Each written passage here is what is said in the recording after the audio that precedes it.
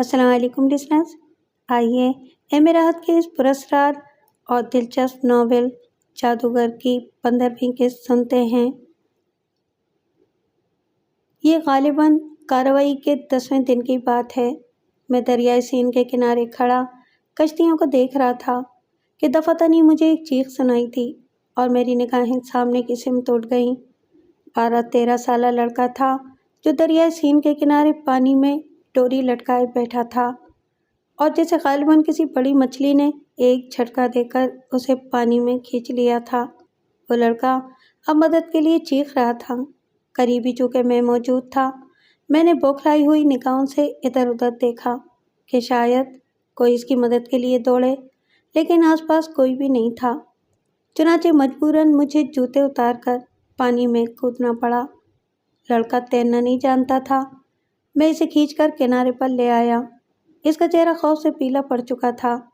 آنکھوں میں وحشت کے تاثرات نظر آ رہے تھے۔ لباس بھیگ جانے کے علاوہ اسے اور کوئی نقصان نہیں پہنچا تھا، لیکن خوف کے باعث اس کی آواز بند ہو گئی تھی۔ میں نے اسے اطمینان سے زمین پر لٹا دیا۔ وہ گہری گہری سانسیں لیتا رہا۔ پھر جب اس کے اعصاب بحال ہوئے تو اس نے ممنون نگاہوں سے میری طرف دیکھتے ہوئے آہستہ سے کہا، شکریہ انکل، آپ نے میری زندگی بچا لی، ورنہ میں تیرنا نہیں جانتا۔ گر کیسے پڑے تھے؟ انکل، میری ڈوری میں کوئی بڑی مچھلی لگ گئی تھی۔ بہت زور سے جھٹکا دیا تھا اس نے مجھے، اور چونکہ میں بالکل کنارے پر بیٹھا ہوا تھا اس لیے نیچے گر پڑا تھا۔ شکر ہے تمہاری جان بچ گئی۔ تنہا یہاں مچھلیاں پکڑنے آئے تھے؟ نہیں، یوجن بھی موجود ہے، میری بہن ہے۔ وہ اس طرف وہاں درختوں کے جھنڈ کے پیچھے چھپی بیٹھی ہوئی ہے۔ اور اسے تمہاری فکر بھی نہیں ہے؟ نہیں، یہ حادثہ تو اتفاقیہ طور پر ہوا ہے انکل۔ اسے کیا معلوم تھا کہ ایسا ہو جائے گا؟ میں معافی چاہتا ہوں کہ آپ کو میری وجہ سے پریشانی ہوئی۔ آپ کے کپڑے بھی بھیگ گئے ہیں۔ کوئی بات نہیں، خشک ہو جائیں گے۔ آؤ میں تمہیں تمہاری بہن کے پاس پہنچا دوں۔ لڑکے نے ممنون نگاہوں سے ایک بار پھر مجھے دیکھا اور میں اس کا بازو پکڑے ہوئے ان درختوں کی جانب بڑھ گیا جن کی طرف اشارہ کر کے لڑکے نے بتایا تھا کہ اس کی بہن وہاں موجود ہے۔ ایک انتہائی خوبصورت لڑکی جو اپنے سادہ سے لباس میں سنہری بالوں والی گڑیا محسوس ہوتی تھی، درختوں کی جڑوں میں بیٹھی شطرنج کی بساط بچھائے مہروں کو الٹ پلٹ کر رہی تھی۔ ہمارے قدموں کی چاپ پر چونک کر اس نے ہماری جانب نگاہیں اٹھائیں، لیکن اس کے چہرے پر ایک سونا پن نظر آ رہا تھا۔ وہ بغیر کسی تاثر کے ہماری طرف دیکھتی رہی اور پھر اس کی آواز ابھری، کون ہے؟ کون ہے؟ ایک لمحے کے لیے میرے رونگٹے کھڑے ہو گئے تھے۔ اس کے بولنے کے انداز میں ایک ایسی کیفیت تھی کہ میں چونکے بنا نہ رہ سکا۔ میں نے اس کی حسین آنکھوں کو دیکھا۔ انتہائی پرکشش اور چمکدار آنکھیں تھیں، لیکن ان میں ویرانی سی نظر آ رہی تھی۔ دیکھنے کا انداز ایسا نہیں تھا جس سے یہ محسوس ہو سکے کہ وہ ہماری جانب دیکھ رہی ہے۔ لڑکا آہستہ سے بولا، میں ہوں سسٹر، میں ہوں ایگل۔ اور کون ہے تمہارے ساتھ؟ مسٹر، ایک حادثہ ہوا ہے، میں پانی میں گر پڑا تھا، بیچارے انکل نے میری جان بچائی ہے۔ لڑکی کے ہاتھ بری طرح شطرنج کے مہروں سے ٹکرائے اور شطرنج کے مہرے ایک دوسرے سے ٹکرا کر بری طرح بکھر گئے۔ اس نے بدحواسی میں اٹھنے کی کوشش کی اور لباس میں الجھ جانے کی وجہ سے گرتے گرتے بچی۔ پھر وہ بدحواسی سے آگے بڑھی اور دونوں ہاتھ آگے بڑھا کر لڑکے کو ٹٹولنے لگی۔ لڑکا آگے بڑھ کر اس کے قریب پہنچ گیا۔ یوجن نے اسے پکڑ لیا اور اس کے لباس اور بدن کو ٹٹولتے ہوئے بولی، کوئی چوٹ تو نہیں آئی؟ پانی تو نہیں بھر گیا تمہارے بدن میں؟ کیسے گر پڑے تھے؟ اس کے چہرے سے انتہائی خوف اور بے چارگی برس رہی تھی۔ میں متاثر ہوئے بغیر نہ رہ سکا۔ ایگل اسے اپنے گرنے کی داستان سناتے ہوئے بتا رہا تھا کہ قرب و جوار میں انصاف کے علاوہ اور کوئی نہ تھا۔ اگر یہ نہ ہوتے تو یقیناً اس کا بچنا محال تھا۔ سنبھل کر بیٹھنا چاہیے تھا تمہیں۔ میں تو ویسے ہی مچھلی کے شکار کے خلاف ہوں۔ بھلا یہ بھی کوئی کھیل ہے؟ جناب، آپ نے ہماری مدد کر کے ہم پر جو احسان کیا ہے، میں کبھی اس کا صلہ آپ کو دے نہیں سکتی۔ آہ! اگر ایگل کو کچھ ہو جاتا تو کیا ہوتا؟ کوئی بات نہیں ہے، مجھے خوشی ہے کہ آپ کے بھائی کی زندگی بچ گئی۔ آپ براہ کرم ہمارے ساتھ بیٹھیے۔ ایگل، تمہارا لباس بھی بھیگ گیا ہے، اور لیکن تم انہیں کچھ کھلاؤ پلاؤ، کافی تو پلاؤ۔ جناب، براہ کرم آپ ہمارے ساتھ ایک کپ کافی تو ضرور پیجیے، ہمیں خوشی ہوگی۔ لڑکی کے انداز میں لجاجت تھی۔ میں وہیں اس کے سامنے گھاس پر بیٹھ گیا اور وہ اندازے کے مطابق ٹٹول کر اپنے سامان میں سے کافی کا تھرماس اور دوسری اشیاء نکالنے لگی۔ پھر اس نے بڑی نفاست سے مجھے کافی کی ایک پیالی پیش کی۔ ایگل مسکرا رہا تھا، لیکن میرے دل میں اس اندھی لڑکی کے لیے ہمدردی کے جذبات پیدا ہو گئے تھے۔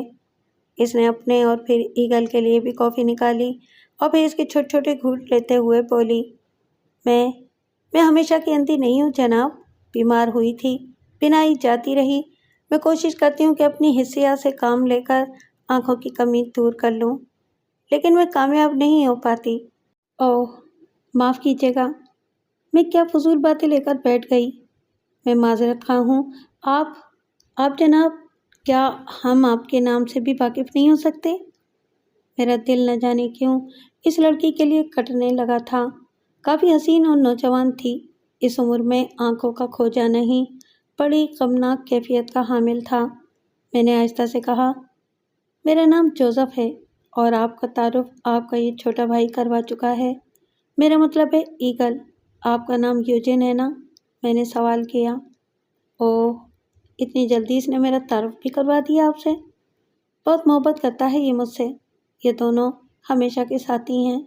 دراصل میں یہاں پیرس میں نہیں رہتی، انکل میکس نے مجھے آنکھوں کے معائنے کے لیے بلایا ہے، لیکن وہ خود کسی ضروری کام سے چلے گئے اور آج شام ہم لوگ واپس میلوک جا رہے ہیں۔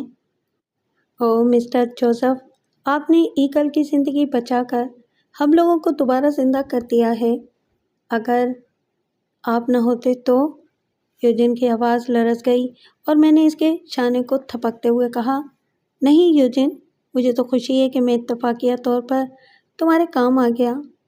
یوجن نے اپنی بے نور آنکھوں سے ٹپکتے ہوئے آنسوؤں کو خشک کرتے ہوئے کہا، آپ نہیں سمجھتے مسٹر جوزف کہ ایگل ہمارے لیے کیا ہے۔ ہم بہت ہی مختصر فیملی رکھتے ہیں۔ ایگل میری خالہ کا بیٹا ہے اور میں اپنی خالہ کے ساتھ ہی میلوک کے سب سے شاندار فارم ہاؤس میں رہتی ہوں۔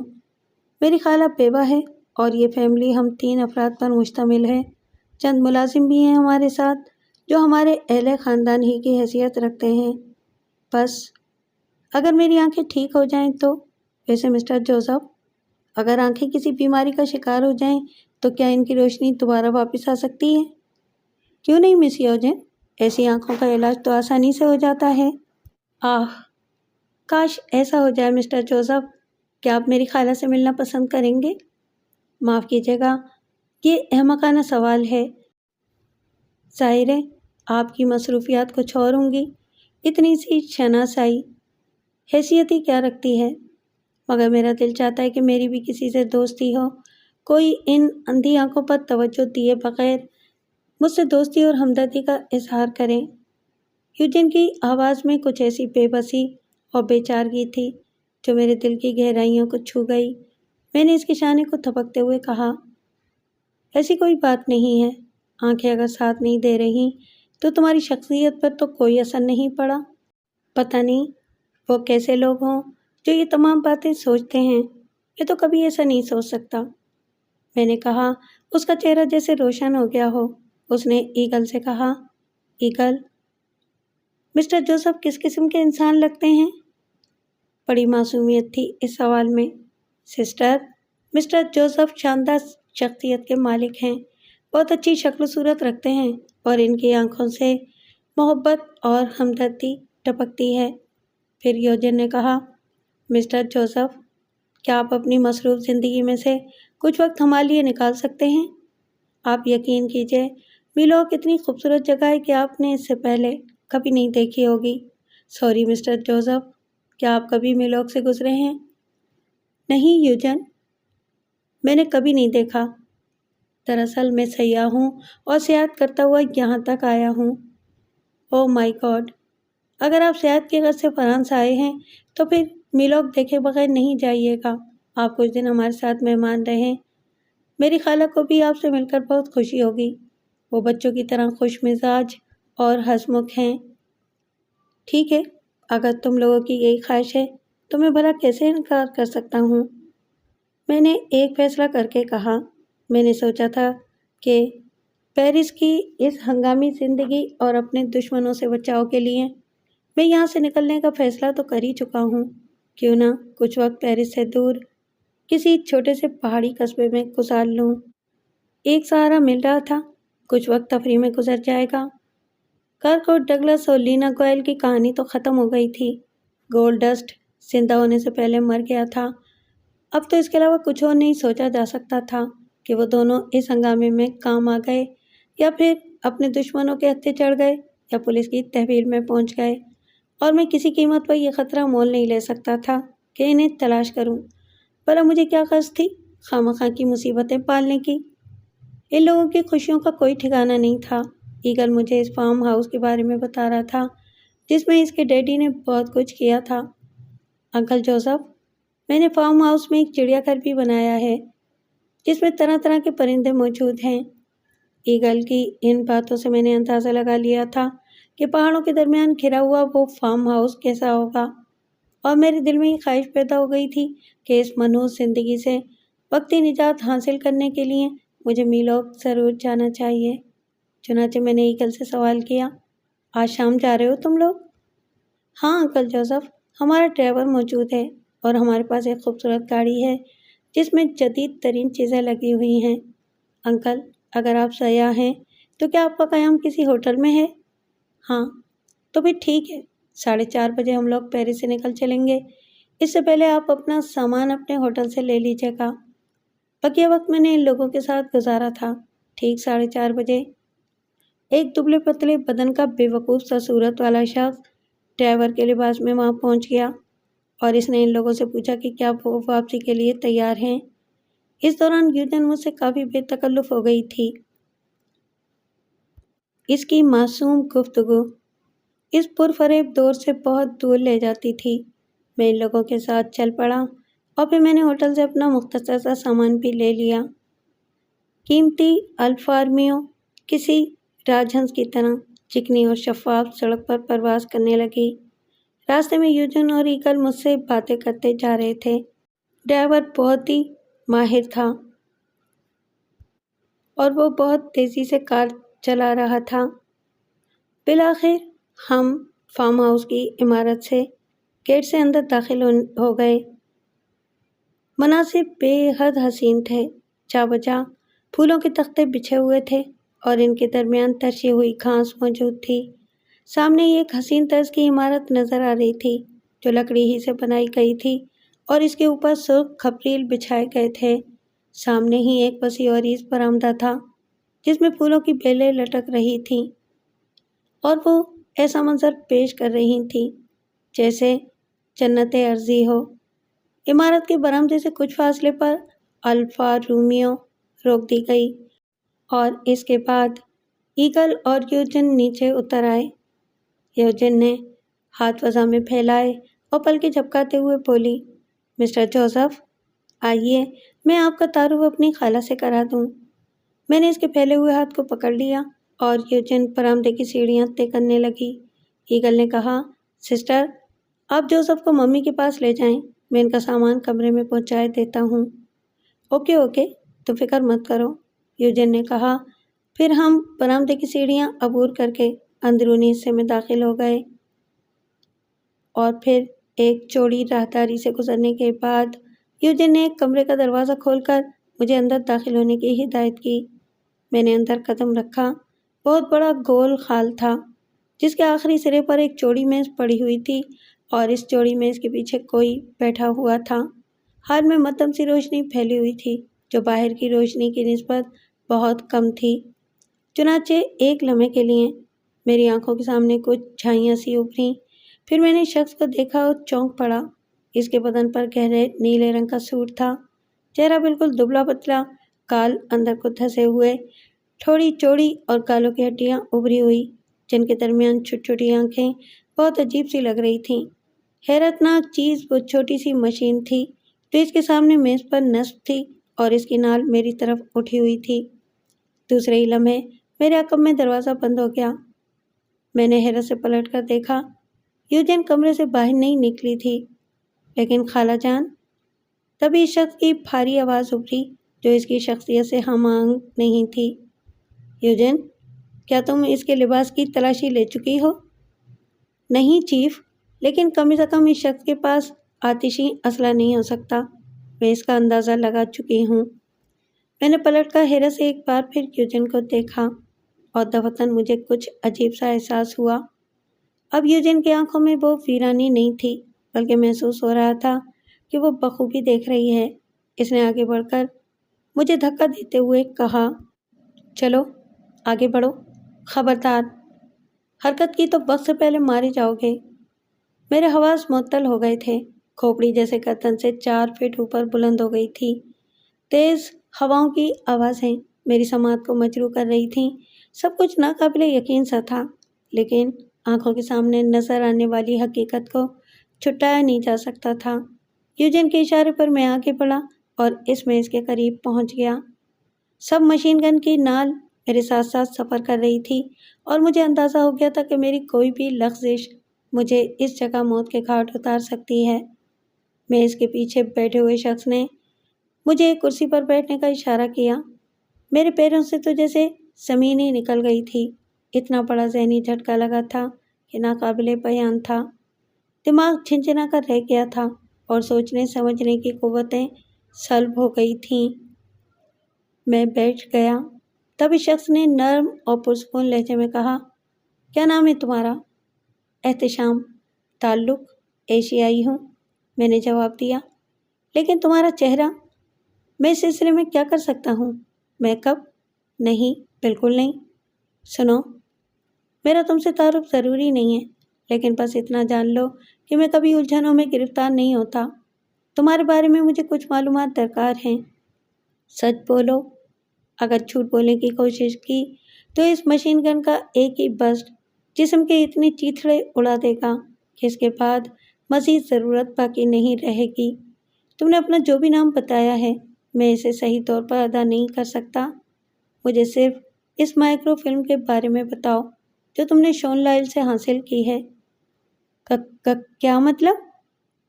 کیا بکواس ہے؟ کون سی مائکرو فلم؟ اگر تم کسی غلط فہمی کا شکار ہو تو کیا تمہیں یہ حق پہنچتا ہے کہ کسی بے گناہ شخص کو گرفتار کر کے اس کے ساتھ یہ سلوک کرو؟ پہلے تحقیق کرو کہ جس شخص کو تم نے پکڑا ہے وہ کون ہے، کیا ہے، اور جو کچھ تم سمجھ رہے ہو وہ تمہاری غلط فہمی تو نہیں ہے۔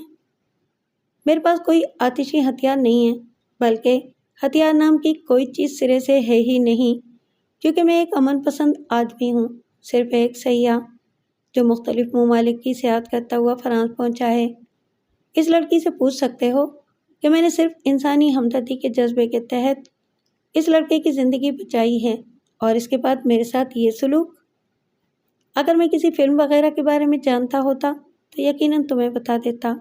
میرا تعلق کسی فلم سے نہیں ہے اور نہ ہی میں نے کبھی کوئی غلط کام کیا ہے۔ اس کے باوجود اگر تمہیں میری زندگی ہی لینا ہے تو میں مجبور ہوں۔ صرف ایک درخواست کرتا ہوں تم سے کہ ذرا تحقیقات کر لو کہ تم نے صحیح آدمی کو پکڑا ہے یا اصل آدمی کہیں اور روپوش ہے۔ ایسا نہ ہو کہ بعد میں تمہیں میری موت کا افسوس ہو۔ یہ الفاظ میں نے انتہائی معصومیت سے ادا کیے تھے۔ اس میں خوف کا عنصر بھی موجود تھا جو 100% حقیقی تھا، اور جان بچانے کی کوششوں کا تصور بھی۔ شاید میرے انداز نے اس شخص پر اثر کیا۔ اس کو بھویں سوچنے کے انداز میں اوپر اٹھیں اور اس نے سوالیہ نگاہوں سے یوجن کو دیکھا۔ نہیں چیف، جس شخص کی نشاندہی کی گئی تھی وہ 100% یہی ہے۔ اسے اس 5 اسٹار ہوٹل میں بھی دیکھا گیا ہے اور پھر اس نے ہوٹل تبدیل کر لیا تھا۔ ہم لوگ مسلسل اس کی نگرانی کر رہے تھے، اور آپ جانتے ہیں کہ ایگل کبھی دھوکہ نہیں کھاتا۔ ایک لمحے کے لیے میری آنکھیں بند ہو گئی تھیں۔ ایگل، وہ معصوم سا لڑکا جسے میں نے دریائے سین میں ڈوبنے سے بچایا تھا، اتنی چھوٹی سی عمر اور اتنی بڑی مجرمانہ کارروائی میں مصروف۔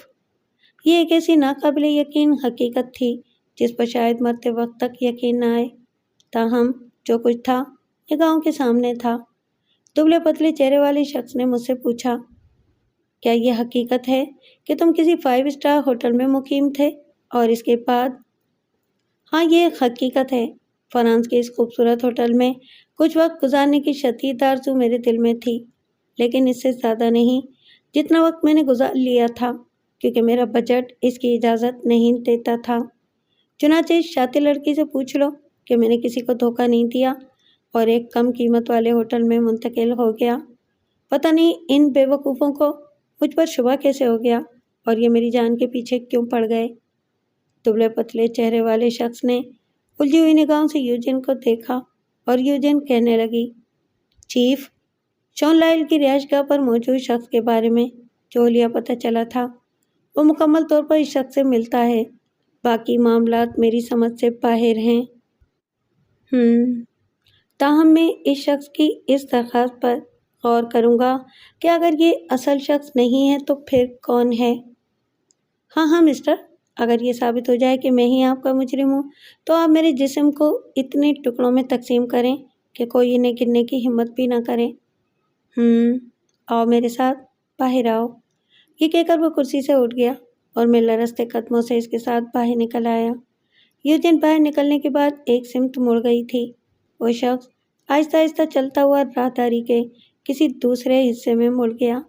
یہاں چڑیوں کا پنجرا لٹکا ہوا تھا۔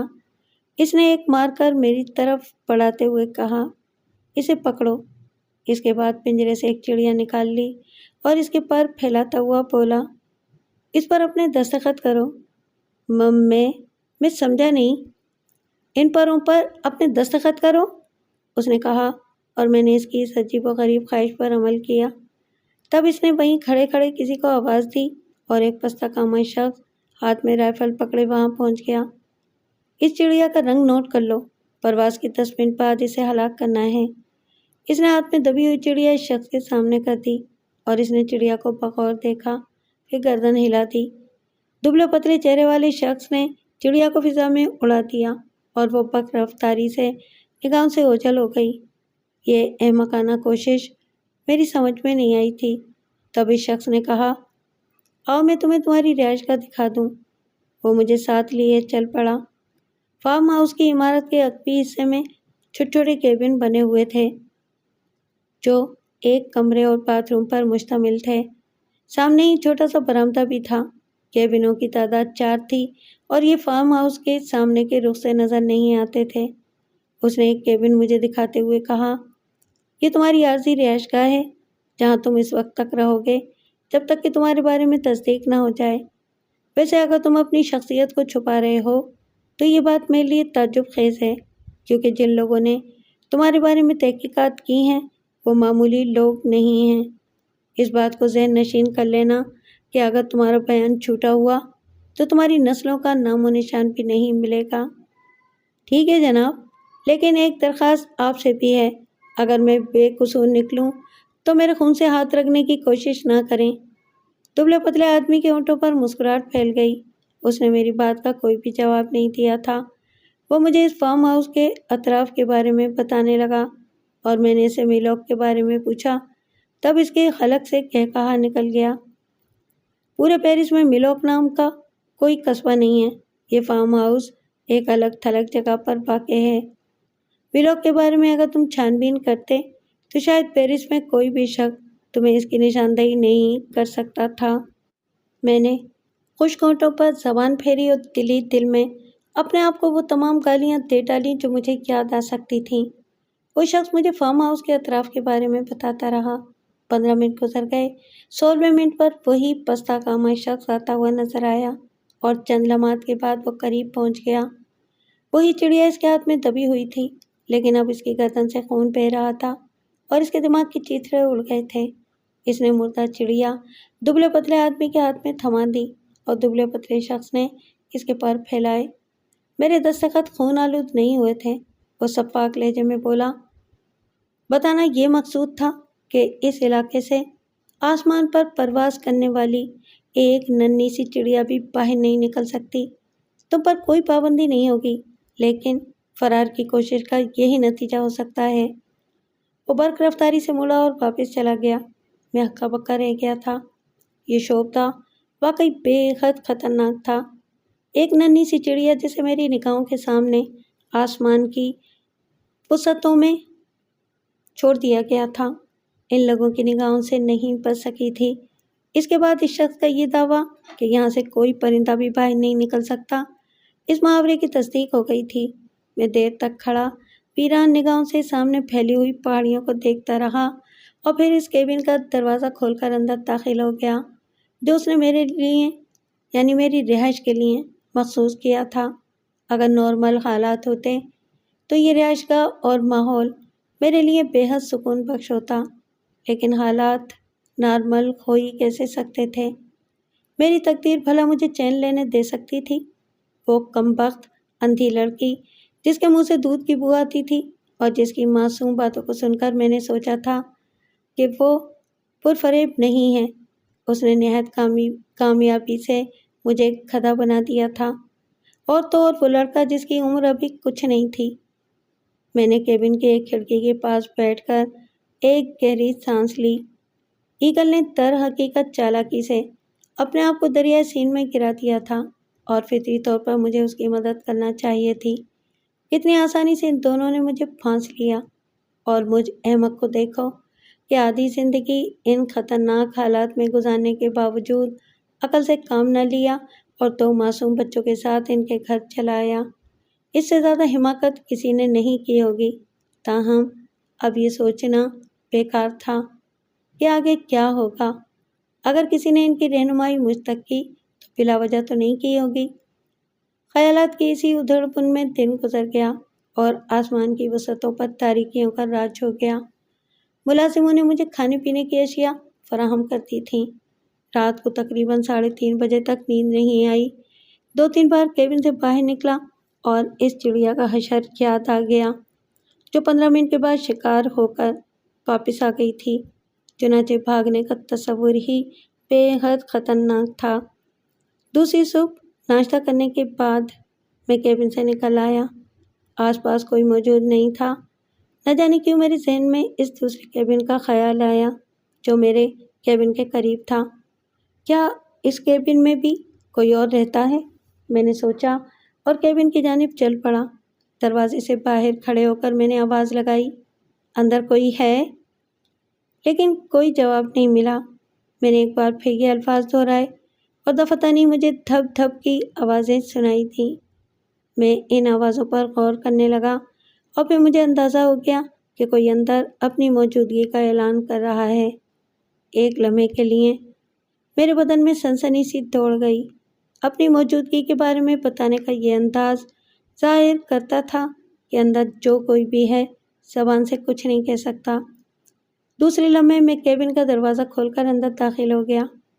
کیبن کے واحد کمرے میں ایک شخص آرام کرسی پر دراز تھا۔ برابر ہی میں مسیری بچھی ہوئی تھی۔ جو شخص آرام کرسی پر دراز تھا اسے دیکھ کر میں ایک لمحے کے لیے پہچان بھی نہیں سکا، لیکن جب کچھ اور قریب پہنچ کر میں نے اس کی حالت دیکھی تو میری آنکھیں دہشت سے بند ہو گئیں۔ کرسی پر دراز شخص کے دونوں ہونٹ کٹے ہوئے تھے اور دانت باہر جھانک رہے تھے۔ اس کے ہاتھوں کی تمام انگلیوں کی پوریں اوپر سے کاٹ دی گئی تھیں۔ یہی کیفیت پیروں کی انگلیوں کی بھی تھی اور ان پر کوئی مرہم پٹی بھی نہیں کی گئی تھی۔ ان کے آخری سروں پر خون جمع ہوا تھا۔ چہرے، گردن اور بازوؤں پر جگہ جگہ سلاخ سے داغے جانے کے نشان موجود تھے۔ اس کی آنکھوں میں ویرانی پھیلی ہوئی تھی، لیکن مجھے دیکھ کر ان آنکھوں میں کوئی تبدیلی پیدا ہوئی اور پھر ایک آواز ابھری، ہے ہارک ہیشلے۔ میری سمجھ میں ایک لمحے کے لیے تو کچھ نہیں آیا تھا، لیکن پھر دفعتاً میرے ذہن میں مارک ایشلے کا نام گونجا، اور اب جو میں نے غور سے اسے دیکھا تو میرا پورا بدن تھرا گیا۔ یہ مارک ایشلے تھا اور مجھے اپنا نام بتا رہا تھا۔ میں تڑپ کر اس کے قریب پہنچ گیا۔ ارے مارک ایشلے، تم اس حالت میں؟ ہجے گھریتا حل لیا گیا، ہولوگ حلم۔ ہونٹوں کی غیر موجودگی اسے کئی الفاظ ادا نہیں کرنے دے رہی تھی، لیکن وہ جو کچھ کہہ رہا تھا وہ میری سمجھ میں اچھی طرح آ گیا تھا۔ میں نے ہمدردی سے اس کے پاس بیٹھ کر پوچھا، تم کیسے گرفتار ہو گئے مارک ایشلے، اور تمہارا یہ حال؟ آہ، میں سمجھ گیا، فلم کے حصول کے لیے تمہاری یہ حالت بنائی گئی ہوگی۔ ہے؟ نہیں جانتا ہوں سی فلم، مارک ایشلے نے کہا اور میری آنکھوں میں نمی سی آ گئی۔ وہ بیچارہ تو کچھ نہیں جانتا تھا سوائے اس کے کہ اس نے معاوضے کے عوض میری مدد کی تھی۔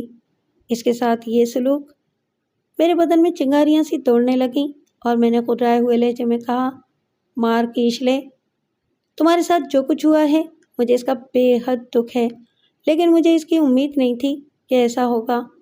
آہ، کاش میں تمہارے لیے کچھ کر سکتا، میں نے دکھ بھرے لہجے میں کہا۔ مارک ایشلے نے آنکھیں بند کر لی تھیں۔ اس بیچارے کے لیے بھلا میں کیا کر سکتا تھا؟ آنکھیں بند کرنے کے بعد وہ شاید بے ہوش ہو گیا تھا۔ میں اسے دیکھتا رہا۔ اس کی جو حالت ہو گئی تھی، اس کے تحت اب یہ سب کچھ بیکار تھا کہ میں اسے تسلی کے کچھ الفاظ کہوں، لیکن اپنی بے بسی کے شدید احساس کے ساتھ ساتھ مارک ایشلے کی اس حالت سے خوف بھی محسوس ہو رہا تھا۔ کیا کروں؟ کیا کرنا چاہیے؟ کیا یہاں سے نکلنے کی کوشش کروں؟ اگر مارک ایشلے ان کے قبضے میں آ گیا ہے تو پھر ظاہر ہے مجھے بھی شناخت کر لیا جائے گا، اور اس کے بعد ممکن ہے کہ میری حالت بھی مارک ایشلے جیسی ہو۔ نہیں، میں ان لوگوں کی قید میں نہیں رہوں گا۔ تھوڑی دیر کے بعد جب میں مارک ایشلے کے کیبن سے باہر نکلا تو بے حد عجیب الخلقت انسان نظر آئے۔ ان میں سے ایک نے اپنے بازوؤں پر پر لگائے ہوئے تھے اور دوسرا چمپینزی بنا ہوا تھا۔ اس نے چہرہ سیاہ کیا ہوا تھا اور ایک مصنوعی دم لٹکا رکھی تھی۔ ایگل ان کے پیچھے پیچھے کہے لگاتا ہوا آ رہا تھا۔ اسے کچھ فاصلے پر پہنچ کر وہ رک گیا اور اس نے مسکراتے ہوئے کہا، انکل انکل انکل جوزف، آپ دیکھ رہے ہیں، میں نے آپ سے کہا تھا کہ میرے پاس ایک چمپینزی بھی ہے اور شتر مرغ بھی، اس کے علاوہ بہترین چڑیاں بھی ہیں میرے پاس۔ انکل، یہ جگہ آپ کو یقیناً پسند آئی ہوگی۔ میں کینتوز نگاہوں سے اس ننھے شیطان کو دیکھتا رہا۔ یہ کمبخت کیا چیز تھا؟ اپنی عمر سے کہیں آگے کی باتیں کر رہا تھا۔ میں نے اسے کوئی جواب نہیں دیا اور وہ ہنستا ہوا ان دونوں کو دوڑاتا ہوا آگے بڑھ گیا اور میں اپنے کیبن میں داخل ہو گیا۔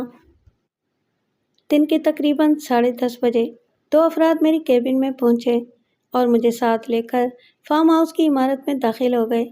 یہاں وہی دبلا پتلا شخص موجود تھا۔ اس نے مسکراتے ہوئے میرا خیر مقدم کیا اور بولا، میں جلد بازی کا عادی نہیں ہوں۔ اس وقت تک تم سے کچھ نہیں کہوں گا جب تک میرے وہ آدمی یہاں تک نہ پہنچ جائیں جو تمہارے بارے میں مفصل معلومات مجھے فراہم کریں گے۔ لیکن مارک ایشلے سے جو تم نے گفتگو کی ہے وہ میرے پاس ریکارڈ ہے۔ اگر تم مارک ایشلے کے شناسا ہو اور فلم کے بارے میں جانتے ہو تو پھر تمہارا یہ کہنا بے مقصد ہے کہ تم صرف ایک معصوم سیاح ہو۔ مائی ڈیئر، اس بات کو ذہن نشین کر لو کہ تم اس وقت تک ہم سے جان نہیں چھڑا سکتے جب تک فلم کے بارے میں پوری تفصیل نہ بتا دو۔ میں نے تمہیں صرف اس لیے بتایا تھا کہ ابھی تمہارے پاس کچھ وقت ہے۔ میں تو تمہارے ساتھ کچھ رعایت کر بھی سکتا ہوں، لیکن وہ جو یہاں پہنچنے والے ہیں بے حد شفاق لوگ ہیں۔ مارک ایشلے کی یہ درگت انہی کے ہاتھوں ہوئی ہے، اور اگر تم سے کچھ پوچھنے پر وہ آمادہ ہو گئے تو ان کا انداز ذرا مختلف ہے، کیا سمجھے؟ بہتر یہی ہے کہ مجھے ان کے سامنے سرخرو ہونے کا موقع دو۔ ممکن ہے انعام کے طور پر میں تمہیں کسی اذیت سے نہ گزرنے دوں۔ جاؤ، اپنے کیبن میں جاؤ، ابھی شام دور ہے۔ میں نے تمہیں سوچنے کا موقع دیا ہے، سوچ لینا، اور اگر مناسب سمجھو تو دوپہر کے کھانے کے بعد مجھے اس فلم کے بارے میں تفصیلات بتا دینا کہ وہ کہاں ہے۔ بس اب جاؤ۔ میں تذبذب کے عالم میں سوچتا رہ گیا کہ کیا میں اسے فلم کی حقیقت بتا دوں؟ جو کچھ اس نے کہا تھا وہ بے حد خوفناک تھا۔ وہ کون لوگ ہیں جو میری حقیقت معلوم کر کے آنے والے ہیں؟ مجھے واپس کیبن میں بھیج دیا گیا۔ یہ وقت بہت کٹھن تھا۔ میں ایک آزاد قیدی تھا۔ میلوک کی کہانی بھی عجیب تھی، ایک ایسی بستی جس کا کوئی وجود نہیں تھا۔ کتنے نڈر ہیں یہ لوگ، اور انہیں خود پر کتنا اعتماد ہے۔ کیبن میں کچھ وقت گزارنے کے بعد میں پھر باہر نکل آیا۔ ذہن شدید الجھن کا شکار تھا، نہ جانے کیا کیا سوچ رہا تھا۔ مارکیش لے کے کمرے کی طرف جانے کی دوبارہ ہمت نہیں ہوئی۔ اس کی کیفیت دیکھ کر دل ڈوبنے لگتا تھا۔ میں سامنے کی سمت بڑھتے ہوئے کیبن سے کافی دور نکل آیا۔ دفتن مجھے خیال آیا کہ یہاں سے فرار کے سلسلے میں کہیں انہوں نے مجھے نفسیاتی دباؤ میں نہ لیا ہو۔ وہ صاف شفاف سڑک مجھے یاد تھی۔ ان کی اجارہ داری تو نہیں تھی فرانس پر۔ اگر اس سڑک تک میں پہنچ جاؤں تو اس خیال کے تحت میں نے چاروں طرف دیکھا کہ فرار کے لیے کون سی سمت اختیار کی جا سکتی ہے، اور پھر میری نگاہ ایک جانب اٹھ گئی۔ سامنے سے کوئی گھوڑے پر سوار چلا آ رہا تھا۔ میں اسے بغور دیکھنے لگا اور پھر میرے ہونٹ نفرت سے سکڑ گئے۔ یہ یوجن تھی۔ یوجن نے بھی مجھے دیکھ لیا تھا۔ وہ گھوڑا دوڑاتی ہوئی میرے نزدیک پہنچ گئی۔ Hello mister Joseph. ہیلو شیطان کی خالہ، میں نے کہا۔ وہ کہا لگا کر ہنس پڑی۔ غلط، میری عمر اتنی تو نہیں ہے کہ تم مجھے شیطان کی خالہ کہو۔ ہاں، تم مجھے نواسی ضرور کہہ سکتے ہو۔ ویسے تمہارا یہ غصہ غلط ہے۔ ایک بات کی پیشین گوئی کرتا ہوں، تم ایک نہ ایک دن اندھی ضرور ہوگی۔ اوہ، بس اتنی سی بات؟ میں تو اس سے زیادہ کے لیے تیار ہوں۔ جو چیز جب تک ساتھ دے اپنی ہے، چھن جائے تو پرائی ہے۔ ویسے میں نے اتنا برا سلوک تو نہیں کیا تمہارے ساتھ۔ آزادی سے گھوم پھر رہے ہو، اور کیا چاہیے؟ باقی رہے ان کے تمہارے معاملات تو وہ تم جانو۔ اپنے بارے میں کچھ تو بتا دو مجھے۔ میں نے ندیتی نگاہوں سے اس کے گھوڑے کو دیکھتے ہوئے کہا۔ میں اندھی یوجن ہوں۔ کچھ عرصے پہلے لنگڑی تھی اور بے ساکھیوں کے سہارے چلتی تھی۔ اطمینان رکھو، کوڑی ہو کر مرو گی، میں نے چلے بھنے لہجے میں کہا، اور اس نے ایک کھنکدار کے کہا لگایا۔ دلچسپ آدمی ہو، میں نے کہا۔ اس ٹٹو سے نیچے تو اترو۔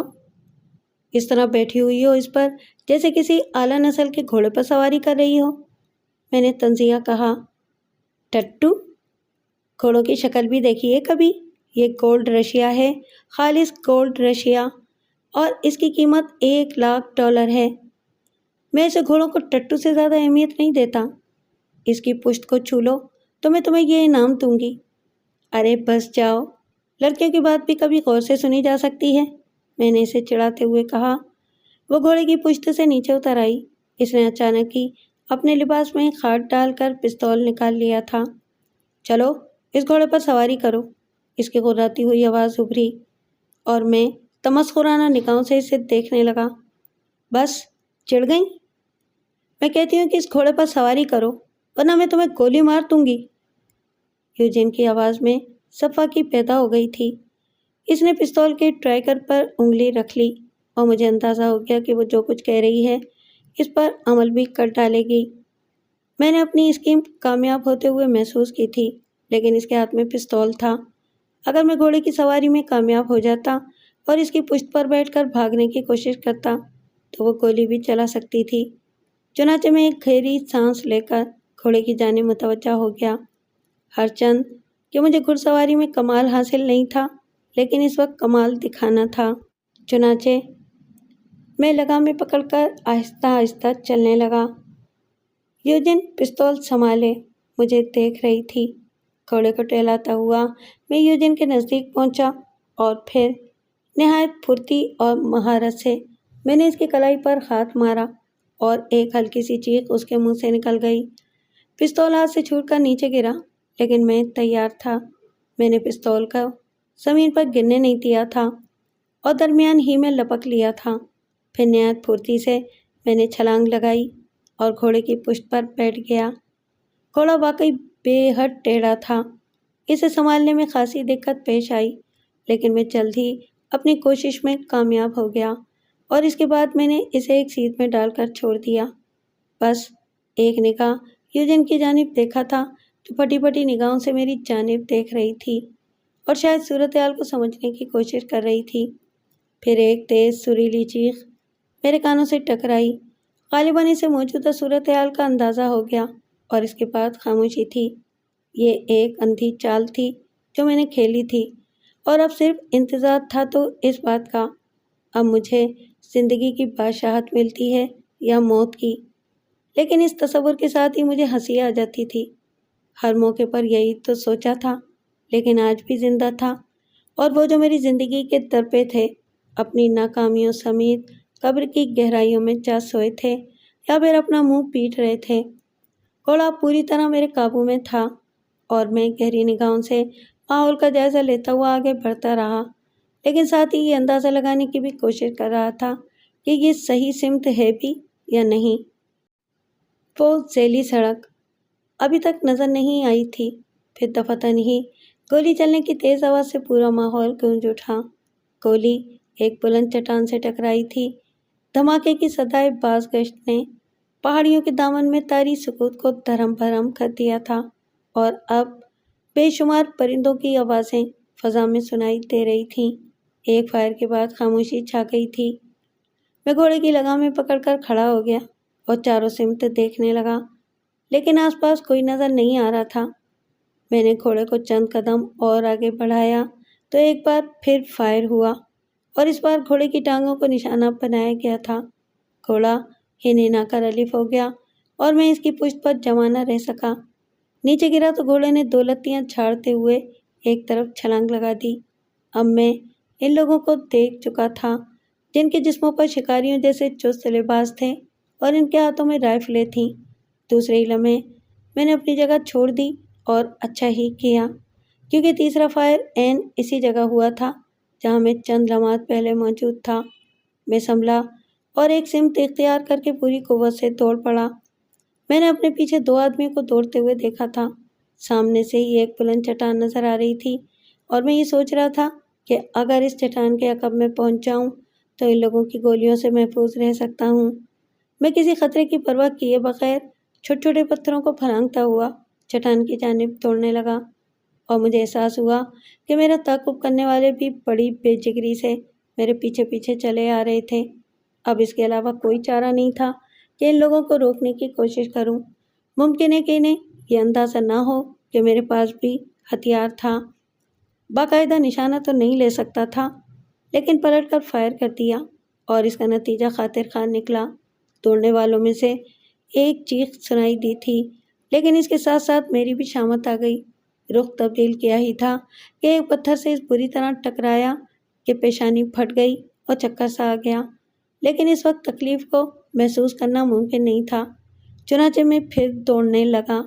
چٹان کے دوسری جانب پہنچنے کے بعد میں نے رکنا مناسب نہیں سمجھا تھا، اور پھر میں کافی دور تک دوڑتا ہی رہا۔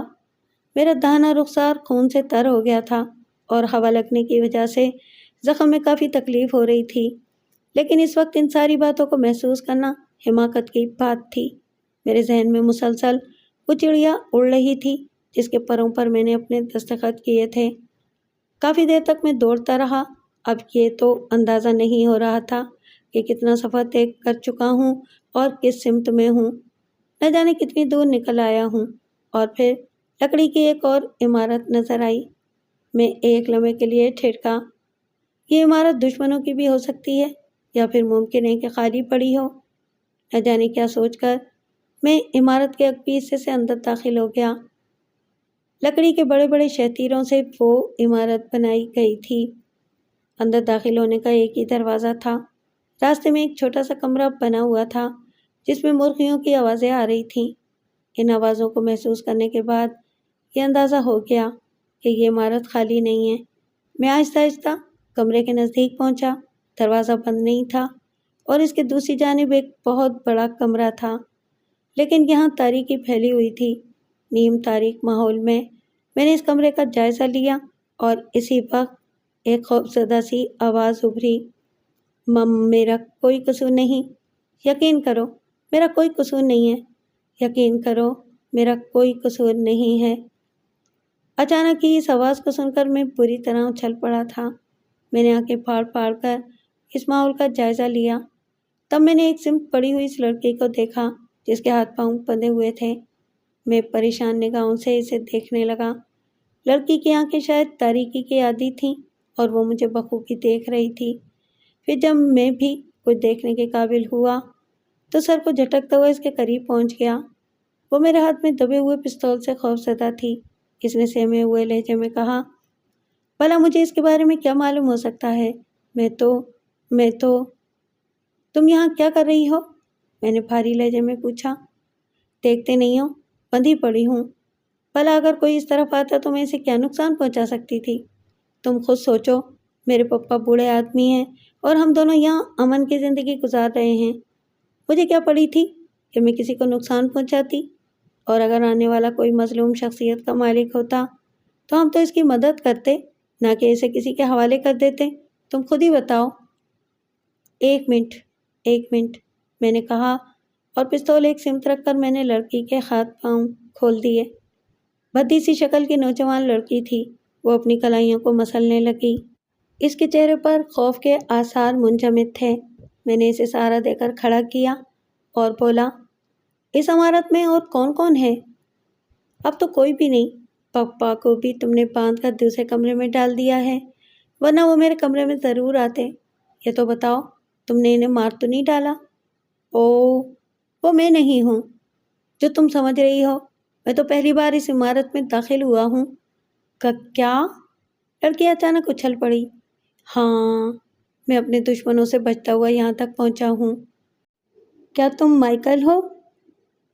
مائیکل ہی ہو؟ لڑکی نے سوال کیا اور میں گہری سانس لے کر اسے دیکھنے لگا۔ اگر تم مائیکل ہو تو میں تمہیں بتاؤں کہ تمہارے ساتھی تمہیں تلاش کرنے کی کوشش میں دوسرے لوگوں پر تشدد کرتے پھر رہے ہیں۔ ان کا خیال تھا کہ تم اس طرف آئے ہوگے اور ہم نے تمہیں ان کے حوالے کر دیا۔ کن کے؟ ولیم کے حوالے۔ ولیم ہی نام لیا تھا انہوں نے۔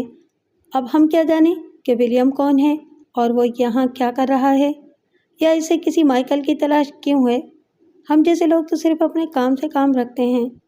22 بھیڑیں اور 124 مرغیاں ہیں ہمارے پاس، اور یہ چھوٹی سی جگہ جہاں ہم ترکاریاں کاشت کرتے ہیں۔ پپا ہفتے کے ایک دن یہ ترکاریاں لے کر شہر جاتے ہیں۔ دیکھو مسٹر مائیکل، اب اگر تمہارے ساتھی آئیں تو تم انہیں اس بات کا یقین دلا دو کہ ہم نے تمہیں کوئی نقصان نہیں پہنچایا۔ میں چکراتے ہوئے سر کے ساتھ لڑکی کی بکواس سن رہا تھا۔ ایک لفظ نہیں تھا جو سمجھ آ رہا ہو۔ اس نے مجھے مائیکل سمجھ لیا تھا۔ بہرطور اسے کوئی فرق نہیں پڑتا تھا۔ مائیکل ہوں تو تھوڑی دیر کے لیے مائیکل ہی صحیح، لیکن اب کیا کروں؟ میرے دشمن میرا پیچھا کر رہے تھے اور ہو سکتا ہے کہ وہ اس مکان تک بھی آ پہنچے۔ میں جانتا ہوں کہ وہ آسانی سے میرا پیچھا نہیں چھوڑیں گے۔ میں نے لڑکی سے کہا، سنو لڑکی، اگر تم بے قصور ہو تو میری مدد کرو۔ اس کے نتیجے میں تمہیں بہت کچھ ملے گا، اطمینان رکھو۔ میری تو سمجھ میں نہیں آتا کہ کیا کروں۔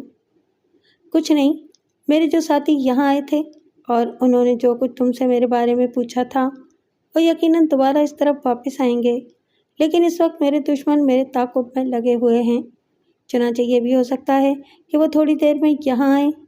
تمہیں میری مدد کرنی چاہیے۔ تمہارے پپا کون سے کمرے میں ہیں؟ جاؤ انہیں کھول دو اور پھر تمام صورتحال سے آگاہ کر دو میں یہیں موجود ہوں۔ لڑکی چند لمحات غیر یقینی سے مجھے دیکھتی رہی اور اس کے بعد پلٹ کر کمرے سے باہر نکل گئی۔ خطرات تو ایک ایک لمحہ موجود تھے۔ میں ہر خطرے سے نمٹنے کو تیار تھا۔ اب جو بھی ہوگا دیکھا جائے گا۔ تھوڑی دیر کے بعد لڑکی ایک متکوک سے بوڑھے کے ساتھ اندر داخل ہوئی۔ بوڑھا پتلون پر واسکٹ پہنے ہوئے تھا۔ اس نے اندر آتے ہی پھاڑ کھانے والے انداز میں کہا، یہ غنڈہ گردی، یہ بدماشی ان علاقوں میں نہیں چل سکتی۔ تم کوئی بھی ہو یہاں سے چلے جاؤ۔ نہ ہم تمہارے دشمنوں کے خلاف تمہاری کوئی مدد کر سکتے ہیں اور نہ تمہیں نقصان پہنچا سکتے ہیں۔ براہ کرم ہماری اس پرسکون رہائشگاہ کو چھوڑ دو۔ جاؤ چلے جاؤ یہاں سے۔ اور پپا، ابھی اس کے ساتھی واپس آئیں گے اور اگر تو پھر ہم کس مصیبت میں پھنس گئے اور کس حساب میں؟ دیکھو میں کہتا ہوں چلے جاؤ یہاں سے، ورنہ کسی زمانے میں میں بھی بہت برا آدمی رہ چکا ہوں۔ مجھے ہنسی آ گئی۔ میں نے آہستہ سے کہا، محترم، وہ زمانہ گزر گیا ہے۔ اب تو آپ مجھے بہت اچھے انسان نظر آتے ہیں، اور کسی پریشان حال آدمی کی مدد کرنا ہر اچھے انسان کا فرض ہے۔ तुम बातों से मुझे बेवकूफ़ नहीं बना सकते। अभी वो इतना ही कह पाया था कि अचानक बाहर कुछ आहटें महसूस हुईं और वो सहम कर खामोश हो गया। लड़की की खौफज़दा निगाहें भी दरवाजे की सिमत देख रही थीं। फिर आहिस्ता से दरवाज़ा खुला और 2 आदमी दबे पांव चलते हुए अंदर दाखिल हुए। तारीकी की वजह से वो हम लोगों को नहीं देख सकते थे, लेकिन जैसे ही वो दरमियान में पहुंचे, मैंने आगे बढ़कर पिस्तौल की नाल इनमें से एक की कनपटी पर रख दी और इस सूरत हाल से वो दम बखुद रह गया। दूसरे ने जैसे ही जुम्बिश करने की कोशिश की, मेरी भरपूर लात उसके पेट पर पड़ी और वो तड़पता हुआ ज़मीन पर आ गया। गालिबन मेरा पाँव इसके जिस्म के किसी नाजुक हिस्से पर लग गया था। फिर अचानक ही इसने फायर किया और गोली लकड़ी की छत को चीरती हुई बाहर निकल गई। मैंने इस शख्स को, जिसे मैं पिस्तौल की जद में लिए हुए था, पूरी कुव्वत से धक्का देकर इस शख्स के ऊपर गिरा दिया, ताकि अगर वो दूसरी गोली चलाए तो कम से कम मैं बच सकूं। लड़की ने दहशतज़दा अंदाज में चीखते हुए दरवाजे की तरफ छलांग लगाने की कोशिश की थी और बूढ़ा भी इसके पीछे भागा। वो मुझे इन दोनों के रहमो करम पर छोड़ गए थे। नीचे गिरे हुए आदमी ने न जाने किस तरह हिम्मत करके गोली चलाई थी, लेकिन दूसरी गोली चलाने की हिम्मत नहीं कर सका क्योंकि इसके पेट पर पड़ने वाली ज़र्ब शदीद थी। दूसरा आदमी जो इसके ऊपर आ गिरा था गैर मुसल्लह नहीं था, लेकिन मैंने इसे ठोकरों पर रख लिया। पिस्तौल के इस्तेमाल की ज़रूरत पेश नहीं आई थी।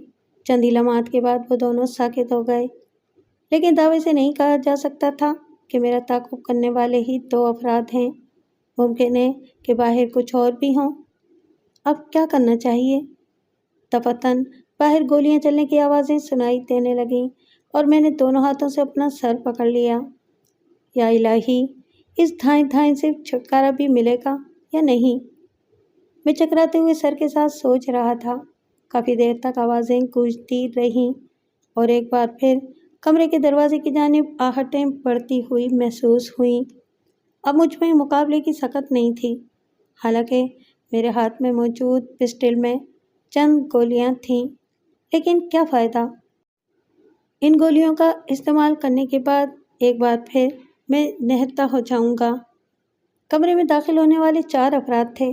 उन्होंने इस बूढ़े को गिरेबान से पकड़ रखा था, जो बेचारा नागहानी आफत का शिकार हुआ था। इसने चिल्लाए हुए अंदाज में कहा, इन आदमियों में से एक लाश इसकी भी है। उठाओ और हम दोनों को भी गोली मार दो। मैं कहता हूँ कि तुम लोग इतने दरिंदे क्यों हो? अगर ये पहले मेरे पास पहुँचा होता और मुझसे मदद की दरख्वास्त करता तो वैसे ये तो अंदाज़ा है। चलो इससे पूछ लो। बूढ़े ने मुझे देख लिया था। रोशनी करो रोशनी, किसी ने चीख कर कहा। यहाँ इतनी ही रोशनी होती है मेरे दोस्त। इससे ज़्यादा रोशनी करना चाहते हो तो मेरे ऊपर मट्टी का तेल छिड़क कर आग लगा दो। बूढ़ा पूरी तरह झुलाया हुआ था। इन लोगों में से कोई नहीं बोला और फिर किसी ने मेरे करीब पहुंचकर कहा, माइकल, तुम खैरियत से तो हो? हाँ ठीक हूँ, मैंने मरे मरे लहजे में कहा। आप लोग जानते हैं कि मेरी पुश्तों में कोई माइकल नहीं था, लेकिन अगर अपना ही जायज़ा ले लेता तो अंदाज़ा हो जाता कि खुद मैं ही कुछ नहीं था। फिर भला अपना शजरा नसब बताने की कोशिश क्या मायने रखती थी? वो लोग मुझे इस तरह सहारा देकर बाहर लाए जैसे मैं शदीद ज़ख्मी या बूढ़ा आदमी हूँ।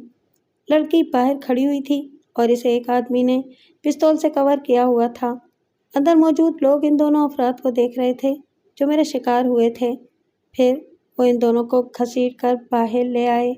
दोनों बेहोश थे और इनके जिस्मों पर चोटों के निशानात नज़र आ रहे थे, जो मेरी ठोकरों का नतीजा थे। गुड माइकल, इसका मतलब है कि तुम बिल्कुल परफेक्ट हो। आओ चलो, हमें ज़्यादा वक्त नहीं ज़ाया करना चाहिए। ए सुनो, इन दोनों को भी यहाँ से ले जाओ, वरना तुम्हारे बाद ये दोनों मेरे लिए मुसीबत बनेंगे।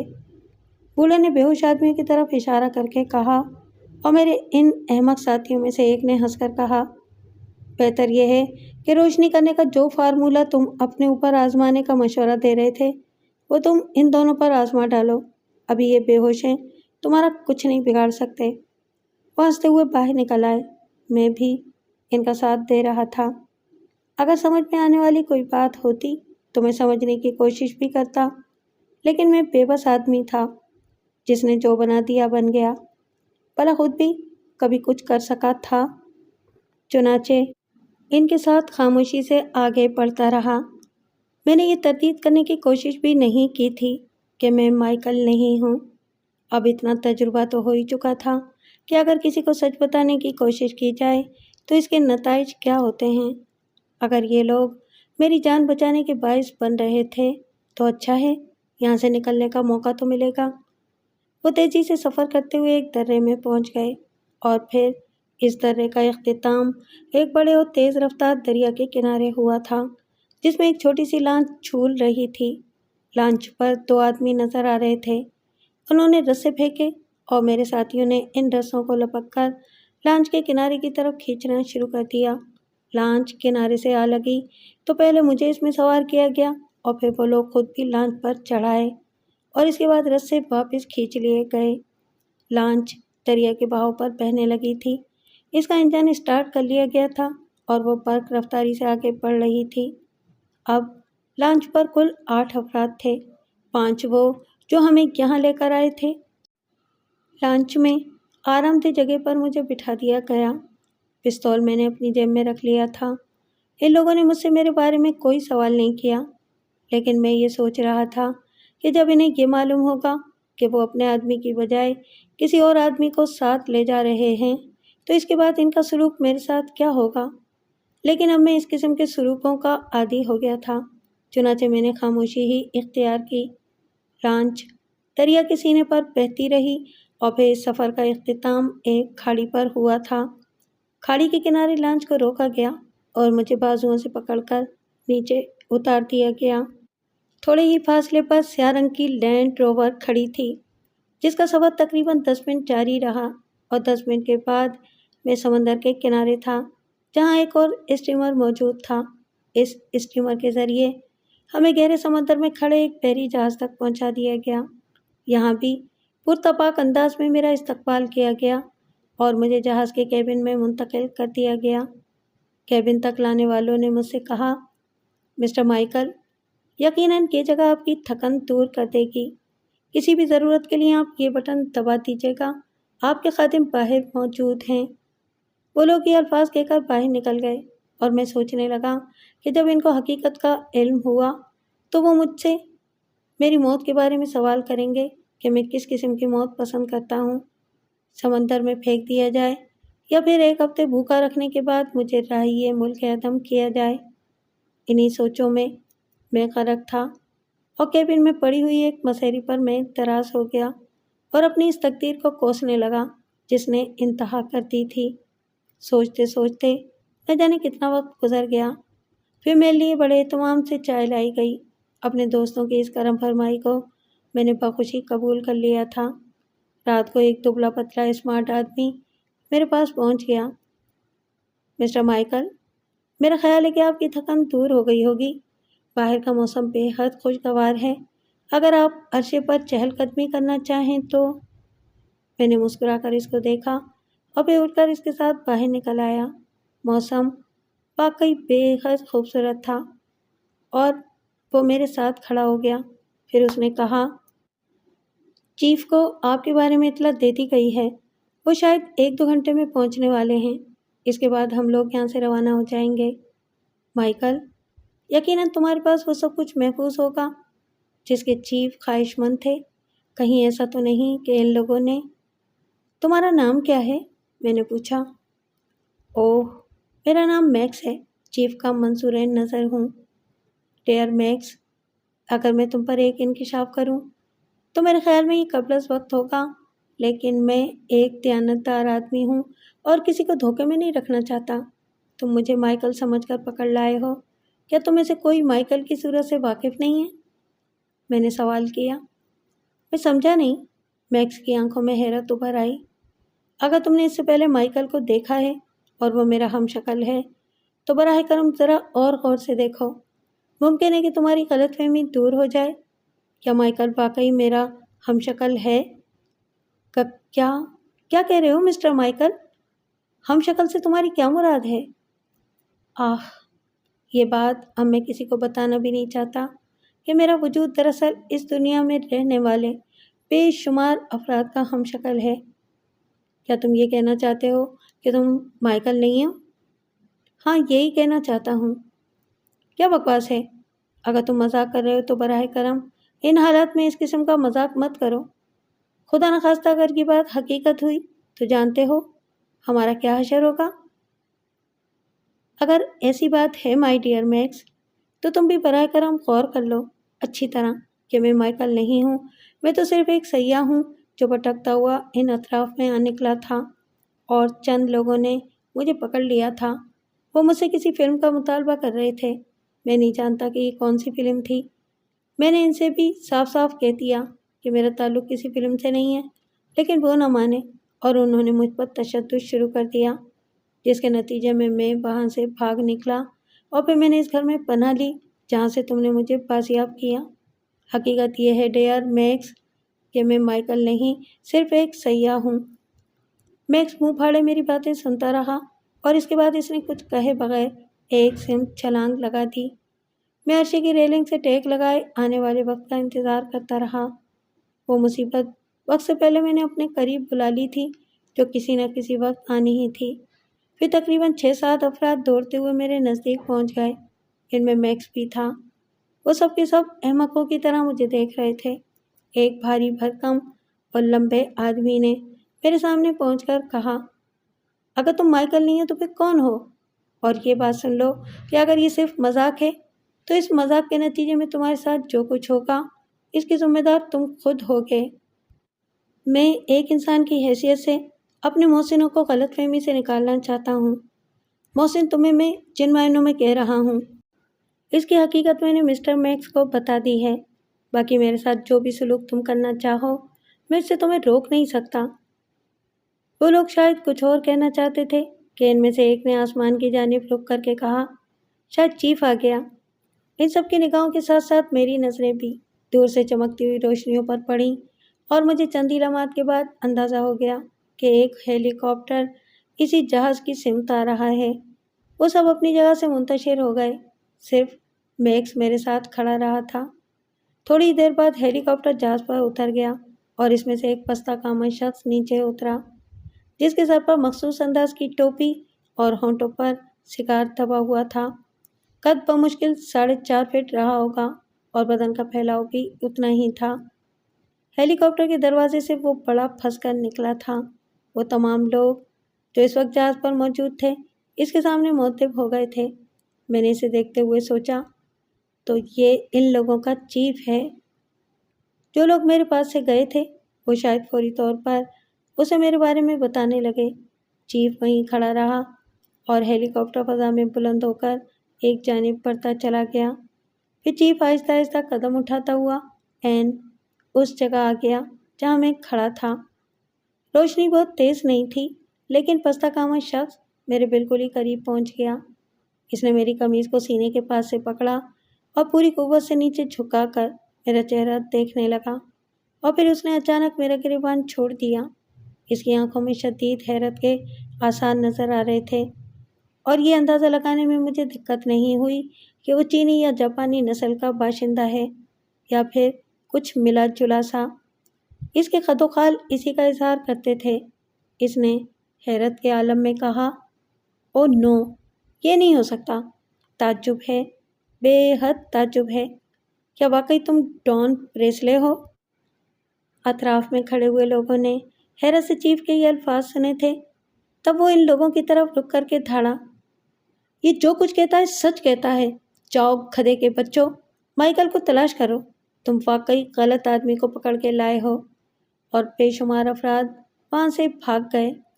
چیف نے ایک اور شخص سے کہا، ہیلی کاپٹر کو واپس بلا لو اور مائیکل کی تلاش کے لیے ہیلی کاپٹر بھی استعمال کیا جائے۔ اور تم جس طرح میرے سامنے آئے ہو ڈان پریسلے، میں اسے دنیا کا سب سے حیرت انگیز واقعہ کہہ سکتا ہوں۔ کیا تم جہاز کے حادثے میں ہلاک نہیں ہوئے تھے؟ نہیں، میں کسی جہاز کے حادثے میں ہلاک نہیں ہوا۔ میں جو کچھ ہوں ڈیئر، اس کے بدلے میں تمہارے ان ساتھیوں کو بتا رہا تھا۔ سمجھ لو، اچھی طرح غور کر لو، کہیں بعد میں بھی تم مجھے قصوروار نہ قرار دینا۔ نہیں بگ مین، تم بہت بڑے آدمی ہو۔ ہوکسا نے ہمیشہ تمہیں تسلیم کیا ہے لیکن لیکن اگر تم ہوکسا سے تعاون کرتے تو یقین کرو۔ وہ خاموش ہو گیا۔ میرے ذہن میں بجلی سی کوند گئی تھی۔ ہوکسا گروپ، ہوسکا، ہوکسا، کرک ڈگلس کے الفاظ میرے ذہن میں آ رہے تھے، اور اب اس بات پر کوئی شک و شبہ نہیں تھا کہ اس بار میں ہوکسا گروپ میں شامل ہوا ہوں۔ بڑی احتیاط اور بڑی محنت سے کام کرنا تھا۔ ایک لمحے میں بہت سے فیصلے کر لیے تھے میں نے، اور یہی چیز مجھے ہوکسا گروپ میں زندہ رکھ سکتی تھی۔ اگر ان لوگوں کو میری اصل حیثیت کی بھنک بھی مل گئی تو گولڈ ڈسٹ کے حوالے سے یہ لوگ کسی قیمت پر مجھے زندہ نہیں چھوڑیں گے۔ اب مجھے زندگی بچانے کے لیے ضروری تھا کہ میں اپنے آپ کو ڈان پریسلے ہی کہوں اور سمجھوں۔ پتہ نہیں ہوکسا سے اس کے کیا تعلقات تھے۔ ہوکسا نے جو الفاظ کہے تھے ان سے مفاہمت کی بو آتی تھی، اور اس وقت ڈان پریسلے بن کر زندگی بچائی جا سکتی تھی۔ بعد میں جو کچھ ہوگا دیکھا جائے گا۔ پستہ قامت آدمی مجھے ساتھ آنے کا اشارہ کر کے چل پڑا۔ شاید اس نے دوسرے آدمیوں کو بھی اشارے کیے تھے، کیونکہ وہ مسلح افراد میرے اور ہوکسا کے پیچھے چل رہے تھے۔ یہاں پر ہوکسا کا کیبن مخصوص تھا، اور اس کیبن کو چینی طرز پر آراستہ کیا گیا تھا۔ پستہ قامت شخص نے کیبن میں داخل ہو کر مسکراتے ہوئے مجھے بیٹھنے کا اشارہ کیا، اور خود بھی میرے سامنے ایک آرام کرسی پر بیٹھ گیا۔